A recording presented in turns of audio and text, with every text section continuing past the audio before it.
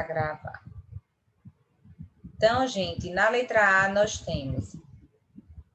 nós vimos na sexta questão, na verdade foi lida a propaganda do cigarro. A propaganda do cigarro, onde tem, na verdade, duas propagandas, uma com o título Horror e a outra com o título Infarto.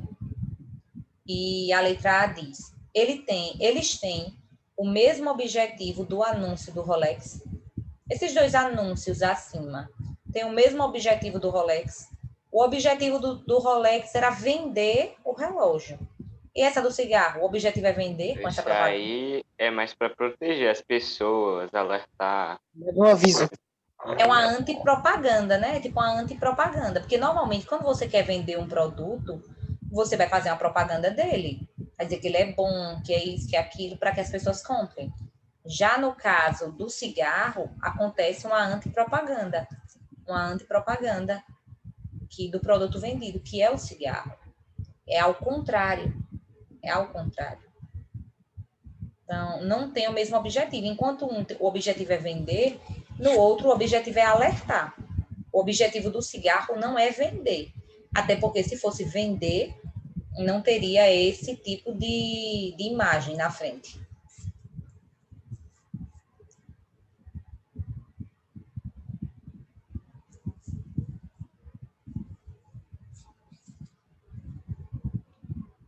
Letra B.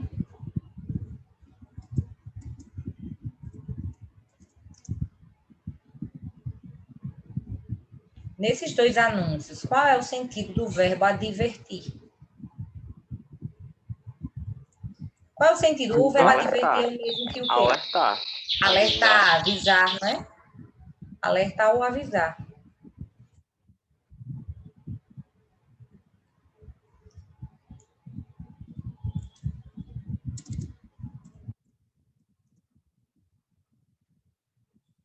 Letra C.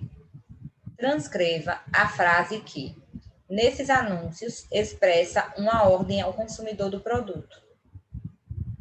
Nos dois anúncios, tem uma frase que dá uma certa ordem ao consumidor. Quem consegue achá-la?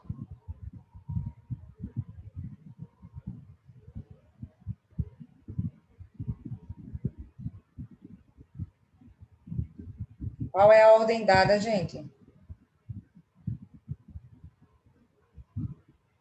A ordem dada ao consumidor é... Ninguém achou. Parar de fumar. Pare de fumar. Essa é a ordem dada. Pare de fumar.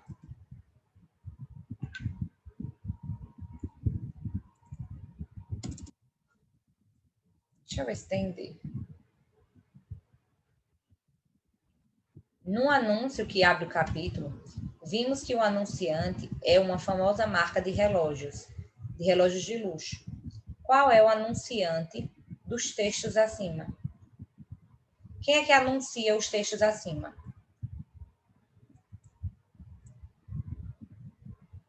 Esse anúncio, vocês acham que é da marca de cigarro ou é do Ministério da Saúde? O Ministério da Saúde. O Ministério da Saúde. Até porque se fosse da marca de cigarro, é lógico que não teria esse tipo de propaganda, seria o contrário, né? Então, porque também se fizessem isso, acho que ninguém iria comprar aquele produto. Uhum.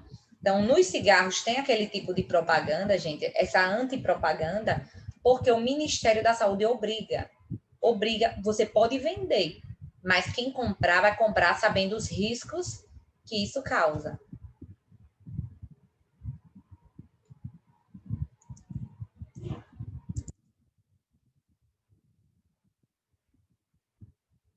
Letra E. Esses anúncios são veiculados em que mídia? Qual é o tipo de mídia que eles são postados? Eles são postados na internet, esse tipo de anúncio, ou eles ficam na embalagem do próprio cigarro? Ficam na embalagem. Na embalagem. Então, eles são veiculados na própria embalagem. Gente, cada gênero textual, ele é veiculado a alguma coisa. Exemplo, a carta. Qual é o meio, o suporte da carta? Não é o papel. Você pega um papel, você escreve, ou manuscrito ou digitado. Então, o suporte é o papel. Já no caso do cigarro, o meio em que ele é veiculado é a própria embalagem de cigarro. E não na internet, nem em um texto publicado em uma revista ou algo do tipo.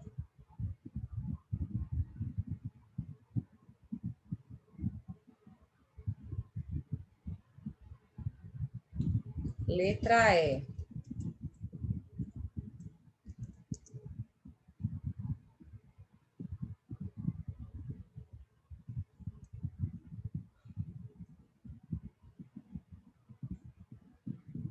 Qual que é a resposta?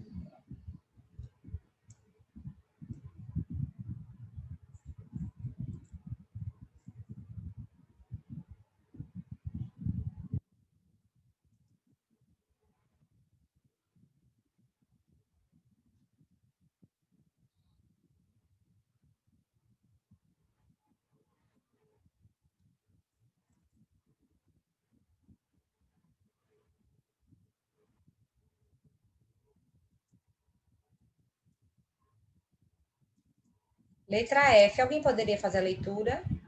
Eu. Pode ler. Qual é a intenção do anunciante ao veicular anúncios desse tipo nessa mídia? Qual é a intenção?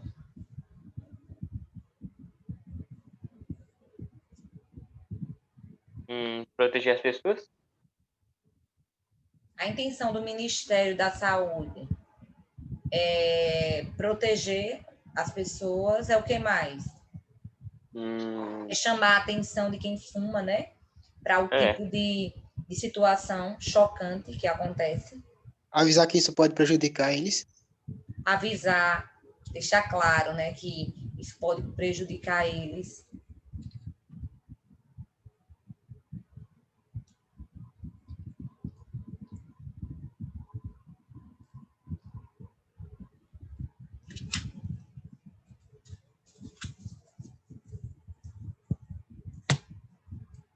Então, letra F.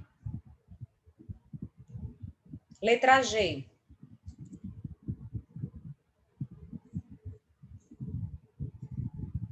Alguém lê a G, por favor. Posso ler pra você? Leia. Não, Não, leia, leia você. Leia, vá. Letra G. Letra G. Qual a importância das imagens presentes nesses anúncios? Caso tirássemos essas imagens, eles acusariam o mesmo efeito de sentido do leitor? Vocês acham que se eu tirasse essas imagens da propaganda de cigarro, elas causariam o mesmo efeito no leitor?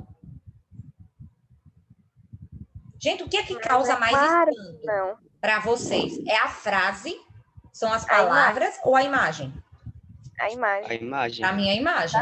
Independente de ter algo escrito, só pelo fato de nós vermos aquelas imagens, as pessoas desfiguradas, infarto, o pulmão todo bagunçado, aquela bagunça toda ali, aquelas imagens chocantes, é o que nos impacta.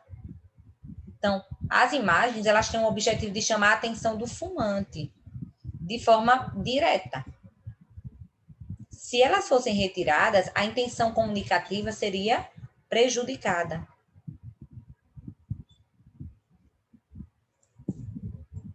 Até porque quem compra cigarro não... Ou então, a maioria das pessoas que compram alguma coisa, elas não leem. Então... Sim, professor, eu queria falar...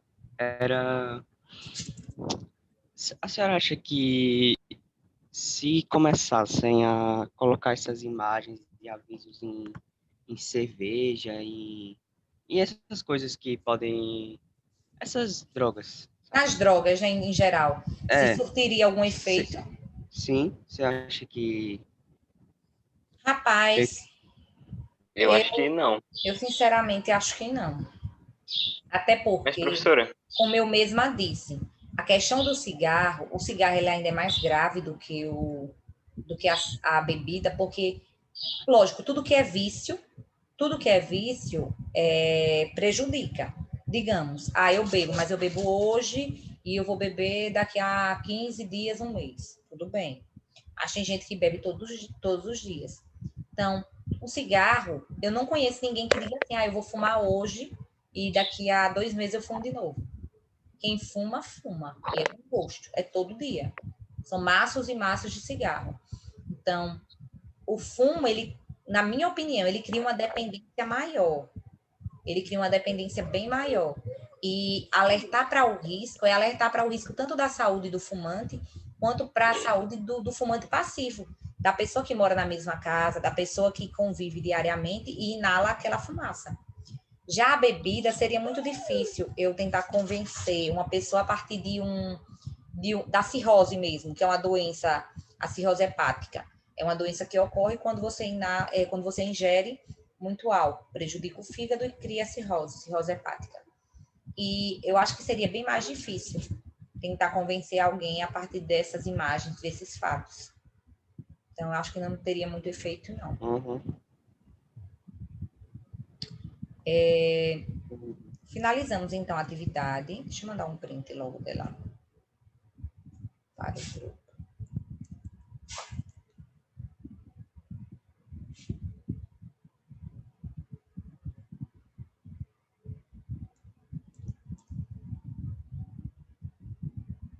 Nono ano. Pronto, acabei de enviar a foto no grupo.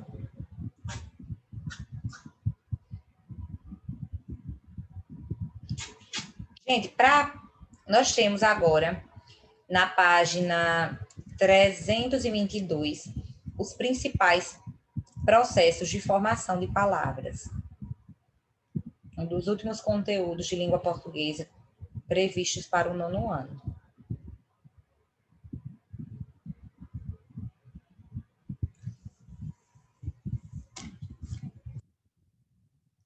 Então, os principais processos de formação de palavras. Gente, as palavras, para elas serem formadas, algumas passam por determinados processos. Alguns processos de palavras, vamos estudar agora, começar na aula de hoje. Então, os principais processos de formação de palavras. Alguém poderia fazer a leitura desse texto?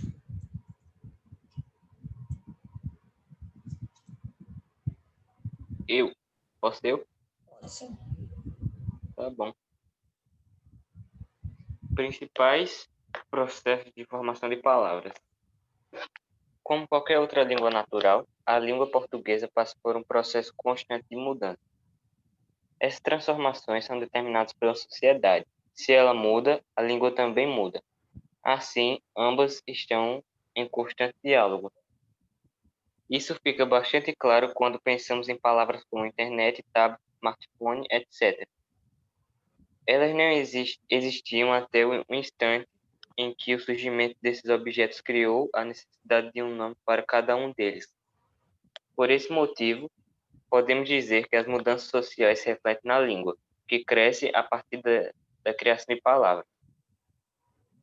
Enquanto não forem dicionarizadas e fizerem parte oficialmente do vocabulário da língua, essas palavras são chamadas de neologismos.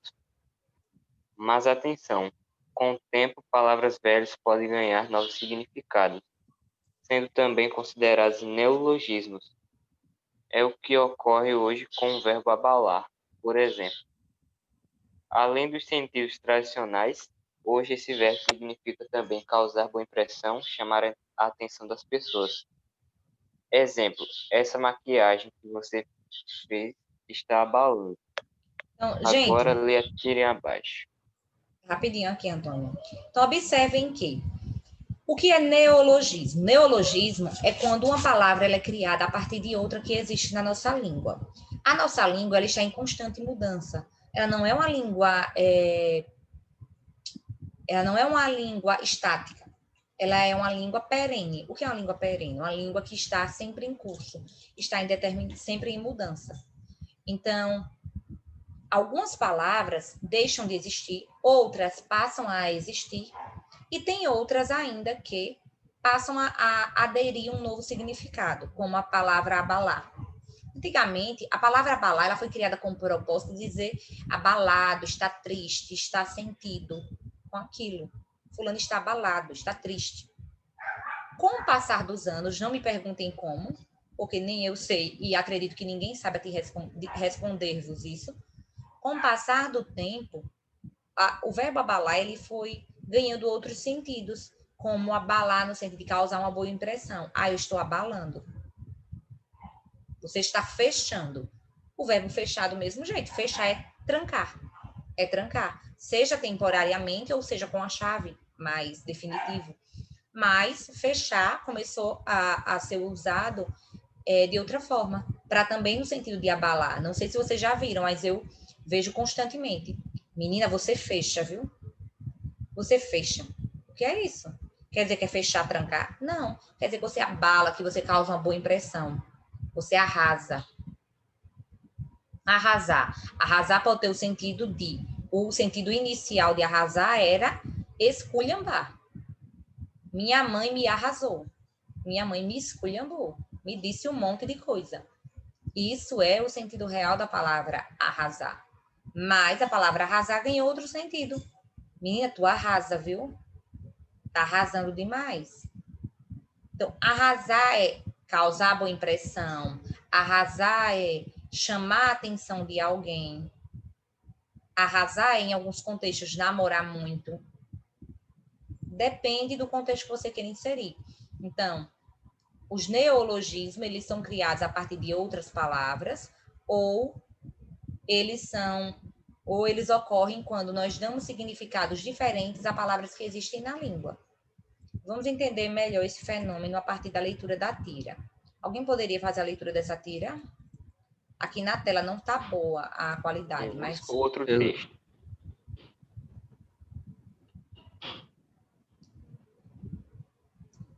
Alguém? Eu leio. Alô, bombeiros? É que um menino foi mordido no braço por um cachorro. O animal é de raça? Ele está com coleira? Não sei, não sei. Está com raiva? Qual é o porte? Não sei, espera. Toma o telefone, é para você. No último quadrinho, encontramos a palavra telefone. Veja a sua estrutura. Tele mais fone. Tele, de longe, mais fone, som. Então, observem que a palavra telefone, ela surgiu através da junção de dois radicais. Fone, som, tele, longe. Tanto que é teleaula. Aula de longe. Isso é teleaula. Então, observem que na tirinha, o bombeiro, o atendente, ele fez tantas perguntas ao denunciante, né, ao que ligou, que ele resolveu passar o telefone para o cachorro, já que eram tantas perguntas que nem ele saberia responder. Então, a criação dessa palavra é atribuída ao inventor inglês Alexander Graham Bell, em 1849, justamente para dar nome à sua mais nova invenção. Como, por meio de seu invento, ele conseguiu transmitir de longe, tele, o som da sua voz, fone. Essa palavra foi bastante adequada para suprir a necessidade de dar nome a um objeto que até então não existia. As invenções e as ideias são as grandes motivadoras para a formação de novas palavras. É importante notar que uma vez formada uma palavra, é preciso que ela seja usada pelas pessoas, que passam a empregá-la cada vez mais naturalmente. Com o tempo, ela tende a se cristalizar e, então, deixa de ser um neologismo. Mas nem sempre as mudanças sociais repercutem na língua, sob a criação de palavras novas. Muitas vezes, utilizamos palavras já existentes, mesmo provenientes de outras línguas, para nomear os novos fenômenos, processos, ações, objetos e etc. Assim, elas ganham novos significados, Exemplo disso são palavras como deletar, celular, Galaxy, e-book e print. Veremos agora os dois principais processos de formação de palavras. Então, gente, a palavra deletar, não sei se vocês sabem, hoje deletar é um verbo. Foi incorporado na nossa língua. Eu deleto, tu deletas, ele deleta. Mas vocês acham que antigamente tinha a palavra deletar? E aí? Era apagar, né? Sempre teve apagar, agora deletar não. E por que começamos a usar o deletar ao invés de apagar? Como foi que o deletar chegou até nós? Por Acho que causa foi por dos causa do computadores. celular aí. Por causa do computador, Computador, teclado do celular. computador. Por conta do avanço tecnológico. Tecnologia. Começaram a surgir computadores, celulares. Então, começou a existir a necessidade de usar a palavra deletar, tanto que no PC ou no notebook tem lá a tecla del, que significa deletar, ou delete. Em alguns é del e outras é delete. Então, nós temos essa tecla, que significa apagar. E ela começou a ser incorporada na nossa língua e surgiu a necessidade de usarmos, é claro. É como a palavra estresse, gente. Estresse não existia. Essa palavra não existia. Na época da minha avó, ninguém sabe o que é estresse. Estou estressada. Estou com raiva, estou cansada, estou com sono, estou com qualquer outra coisa. Mas estresse não tinha. Porque não é uma palavra que veio da nossa língua. Estresse, do jeito que escrevemos, aportuguesando ela... Cadê? Deixa eu pegar um lápis. Então, a palavra estresse, ela vem dessa palavra aqui, ó. Estresse. Estresse. Com SS no final e começando com S. Essa é a palavra da língua inglesa, mas começou a ser utilizada na língua portuguesa. Então, com o uso em língua portuguesa, aportuguesamos a palavra e virou estresse.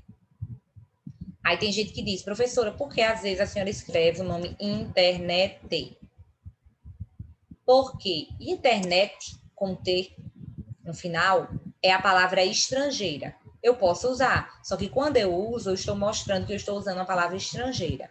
Quando eu coloco o eu mostro que eu aportuguesei essa palavra. Então, eu estou usando uma palavra que agora é brasileira, internet.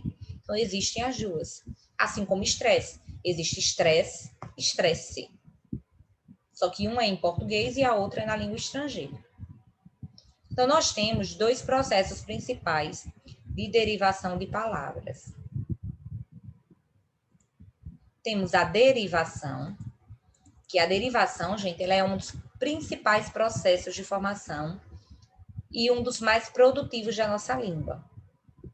É quando você cria uma palavra a partir de outra que existe. Não tem um substantivo derivado, que é aquele que vocês aprendem no 5º, 6º ano. O derivado não é o que vem de algo. Sempre que tiverem dúvida, gente, lembre do queijo. O queijo é derivado do leite. Por quê? Porque o queijo vem do leite. Através do leite é que é criado o queijo. Então, derivado é o que vem de alguma coisa.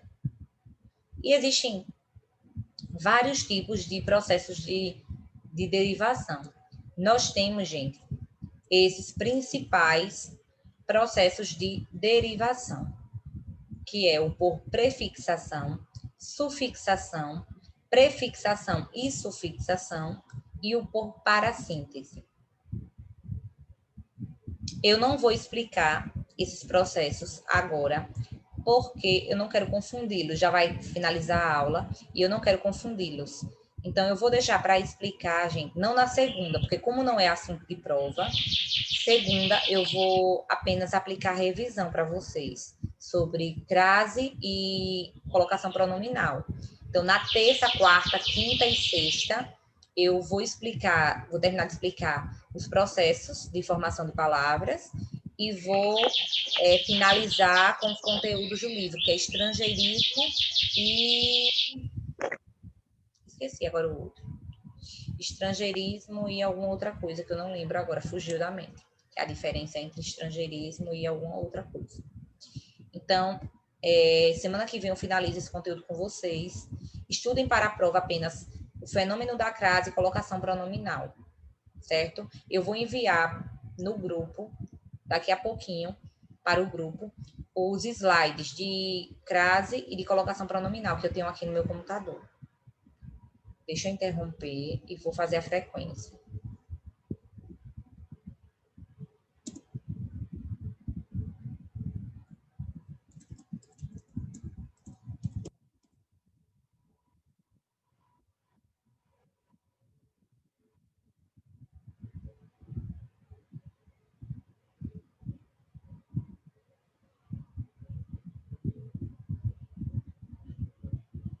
Abraão.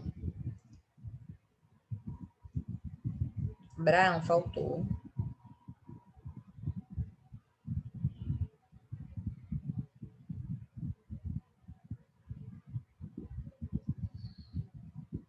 André. Antônio. Presente. Everton. Presente. Guilherme. Está presente. Luiz Henrique. Eita, deu uma pulada. Heloíse. Presente. Camila. Presente. Eu já ia falar isso. Lucas.